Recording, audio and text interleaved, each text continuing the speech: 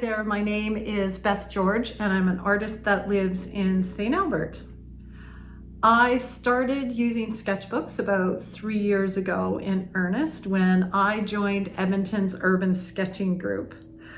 I use sketchbooks to do urban sketching, but I also use sketchbooks to refine techniques, to try out new materials, and most importantly, I love to take sketchbooks along with me when I travel, either locally or when we go actually on trips. I primarily use watercolors and pen and ink in my sketchbooks. I did start off using just pencil, but as I sort of explored the technique and found sketchbooks that have a little heavier weight paper, I started adding color to them, and I love it. You may be able to see from my sketches that one of my primary areas of interest is interesting architecture, both old and new. I like industrial design, commercial designs, but also a lot of the older historic homes, historic buildings around the Edmonton area.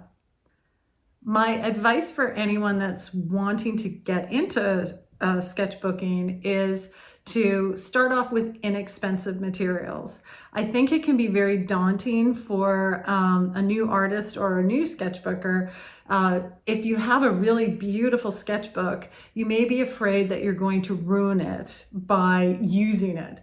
So I started off with just really simple coil-bound plain paper sketchbooks and just started filling them. So I took them on the bus with me. I took them out at lunch breaks and after work. I started using them and filling them. And I think that helped me so that when I did spend a little bit more and got some more elaborate, more beautiful sketchbooks, I wasn't too afraid that I was going to ruin them. Anyways, I'd like to thank the Multicultural Center for including me in Project Sketchbook, this amazing exhibit, and I hope you enjoy it. Thank you. Hi, I'm Arlene Westen, and I'm an artist that resides in Beaumont, Alberta.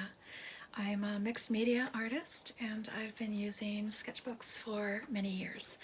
A lot of times I will purchase them from an art supply store and carry a small one with me. It's really handy for me to jot down my notes or observations of the day.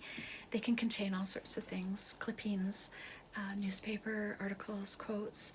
A lot of times I'll just do little thumbnail drawings of things that I observe, people that are interesting. I've never really considered my sketchbooks to be the finished piece of work. So when I make a sketchbook, it's usually to work out design ideas towards a larger project that I'm creating. So it's usually a book that's dedicated to one particular project. And that way, when I'm getting to the point where I'm working on a piece of art, I know exactly which book I'm grabbing off the shelf in order to go back and reference. I don't have inspiration for my sketchbooks, but my sketchbooks become the inspiration for continual pieces of work, because often while I'm working out design ideas for one project, something else will come in. And so there's no linear aspect to the books. They just come as whatever the day has brought me, and that's what I record, and that's what I try to refer back to. So I find that they're a really rich source of information. I encourage my students often to have their own sketchbook. I've started making my own sketchbooks because I like to have them completely unique. They're part of me. They're mine from beginning to end, from the covers to the papers that I've chosen to put into them. And I really enjoy keeping them. I can't imagine making a work without having this tool as my starting point.